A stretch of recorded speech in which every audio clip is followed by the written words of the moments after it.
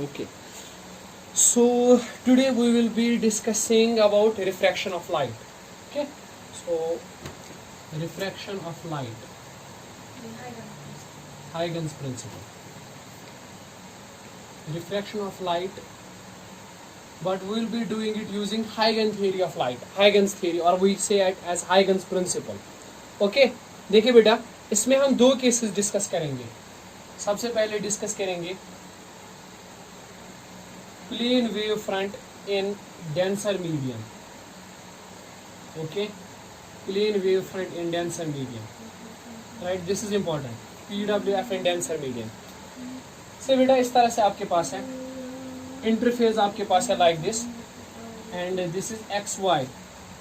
It is interface. Interface you know, interface समझते हो ना? It separates two medias. Okay, it's interface. It separates two media. Right? Say for example, ये जो media है ना, it is denser one, and say for example this one is rarer medium. Okay, this is rarer medium, and this one is denser medium. Okay, so light कहाँ से कहाँ travel कर रही है? From denser medium to rarer medium. Okay, light is traveling from what? Denser medium to rarer medium. Okay. Say there is a plane wave front which is like this. एक plane wave front ऐसे है और वो travel करता हुआ इस तरह से इसके ऊपर आ रहा है. ठीक है, तो ये प्लेन वेव फ्रंट इस तरह से है. This is a plane wave front जो इस तरह से है. ठीक है, नाउ व्हाट विल हैपन, ये प्लेन वेव फ्रंट रिफ्रैक्ट हो जाएगा. ठीक है, इस तरह से आएगा and it will pass through the interface और इस तरह से रिफ्रैक्ट हो जाएगा. है ना? ठीक, so this plane wave front will get refracted like this.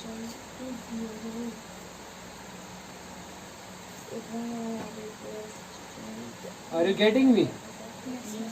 Okay, होगा क्या? इस तरह से plane wave front है.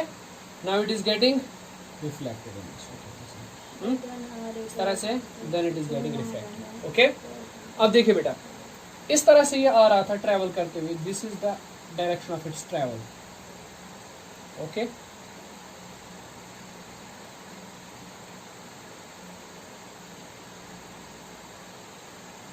दिस डायरेक्शन क्या लाइक दिस है ना. और उसके बाद क्या गया, इस तरह से हो गया रिफ्लेक्ट. ठीक है, और यहाँ से हो गया इस तरह से रिफ्लेक्ट. ठीक है, तो let me say this is the plane wave front AB and this is the refracted wave front CD. Okay, this is the refracted wave front. Right, अब ये जो है ना, this is the angle of incidence. Let me say I, and this is the angle of refraction. Let me say R. Okay. तो ये जो wave front यहाँ पे है ना, this one, it is incident wave front, है ना? ठीक, और ये जो वेव फ्रंट है ये क्या है बेटा फिर? refracted wave front. Okay, this one is the refracted wave front. Right? अब जरा यहाँ पे ध्यान दीजिए, अगर मैं इस तरह से एक परपेंडिकुलर ड्रॉ करूं तो ये जो एंगल है, this is angle of incidence. Okay, and then this angle is angle of refraction. Right? Similarly आप यहाँ से भी ड्रॉ कर सकते हो, but we don't need them. Okay, देख लीजिए इस तरह से क्या कर रहे हैं, समझिएगा. सपोज लाइट की स्पीड जो मीडियम नंबर 1 में है that is V1.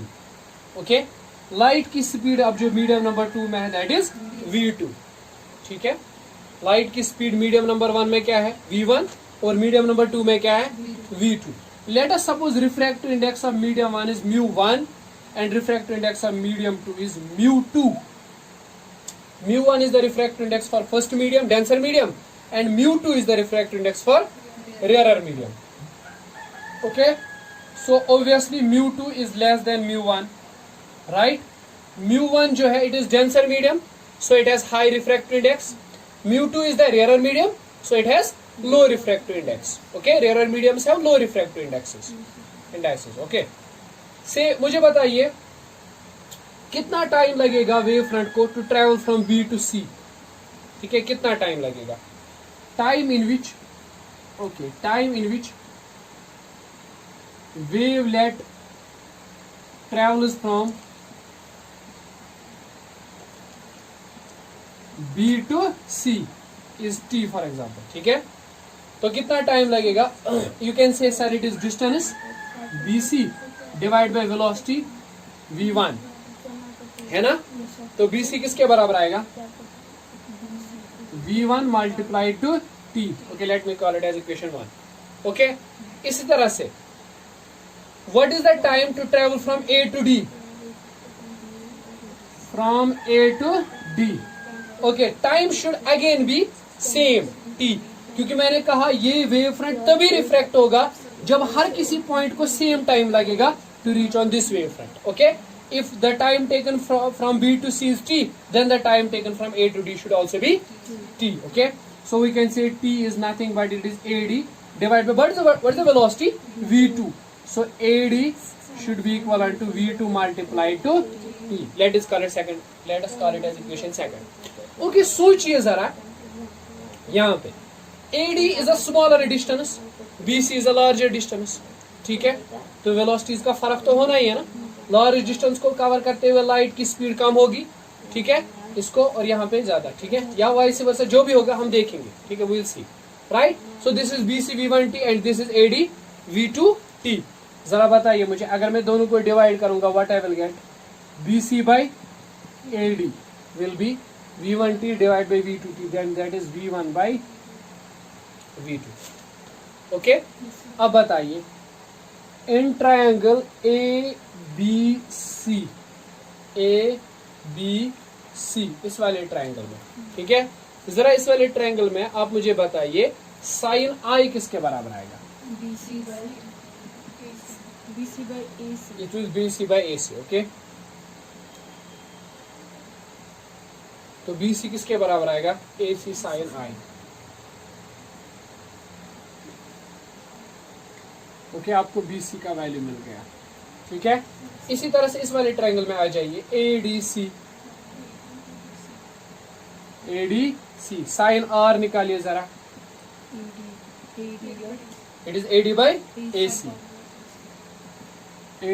AC, then what will be AD? AC sine R। चलिए, आपको AD का वैल्यू भी मिल गया, ठीक है। अब इस इक्वेशन थर्ड में यूज करें इसको, ठीक है। बताइए, using in equation number 3, what you will get?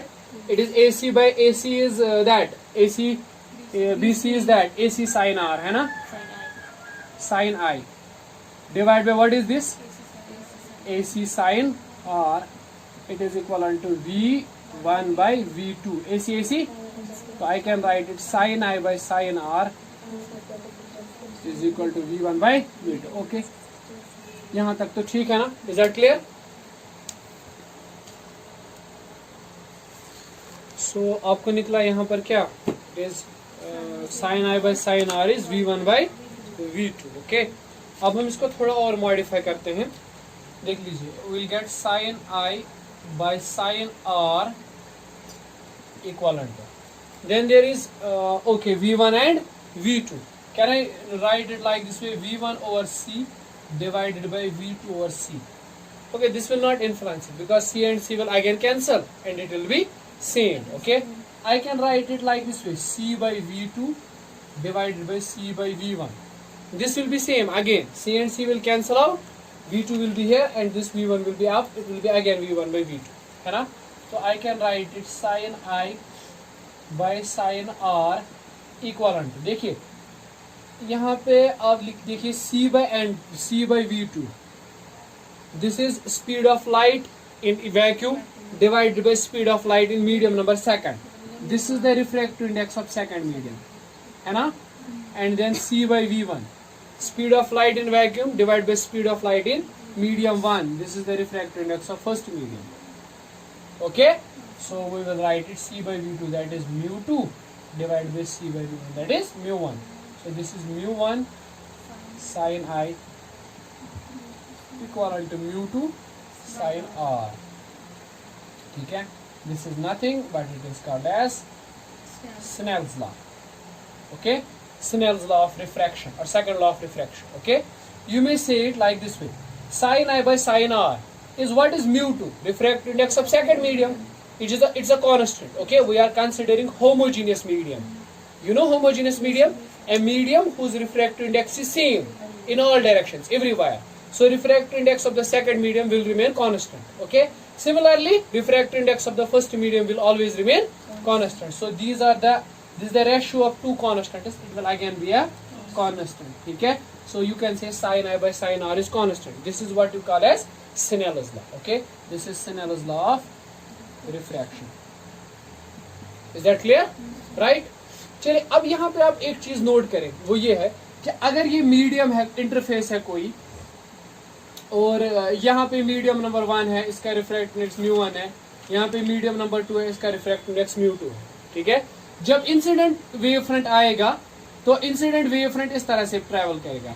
असल में अगर मैं आपको बताऊं, what is incident wave front? It's a disturbance. Okay, it's a disturbance.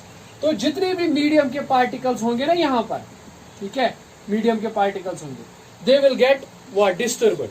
They will have some frequency, say for example new इनकी फ्रीक्वेंसी होगी, जो भी पार्टिकल्स इस मीडियम के अंदर होंगे. ठीक है? और जब ये वेव फ्रंट रिफ्रैक्ट होकर यहाँ आ जाएगा तो इस मीडियम के जो पार्टिकल्स हैं, they will also start vibrating, और उनकी सेम फ्रीक्वेंसी होगी न्यू. ठीक है? So incident wave front and refracted wave front, ठीक है, दोनों जब मीडियम में ट्रेवल करते हैं तो मीडियम 1 और मीडियम 2 के जो पार्टिकल्स होते हैं, both have same frequencies. Okay, we say these are what you call at lower level forced oscillations. Forced oscillations. Okay, these particles of the medium are forced to oscillate with the same frequency as that of incident or refracted wave. Okay, so in case of refraction, both the medium particles have same frequency. Okay, you have to remember that. Right. Okay, अब आते हैं इस वाले concept पर. ये है plane wave front in rarer medium. Okay, इस time पे हम एज्यूम करेंगे कि लाइट ट्रेवल करती है इस तरह से, from what? Light travels like this way. Okay, see. Okay, denser to rarer. Okay, denser to rarer तो किया, अब रेयरर टू डेंसर पढ़ेंगे. ठीक है? Okay, light is travelling from rarer medium to denser medium. It has refractive index μ1 and this one has refractive index μ2. Speed of light is v1 and here it is v2. Okay, you know how it will get reflected? Refracted like this one. Okay, right? है ना? तो किस तरह से होगी wave?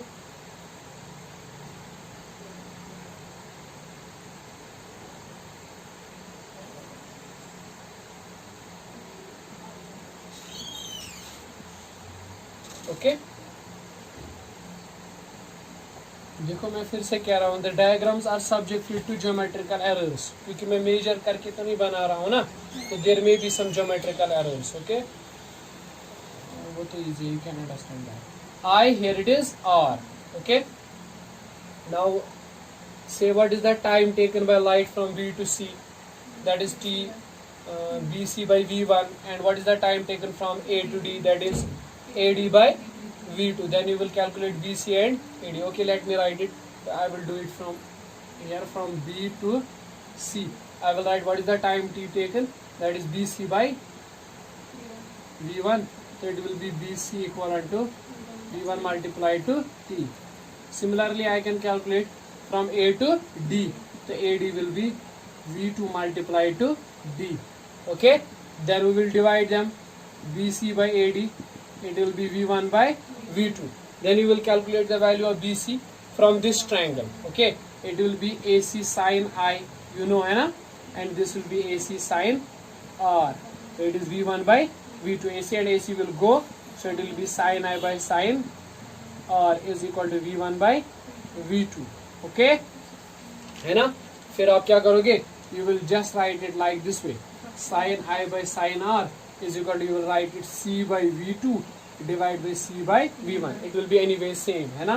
So you may write sin I by sin R is equal to μ2 by μ1. That is μ1 sin I equal to μ2 sin R. Somebody saying, sir कहाँ जा रहे हो? दो मत रखो, ठीक है? Same as that of previous one.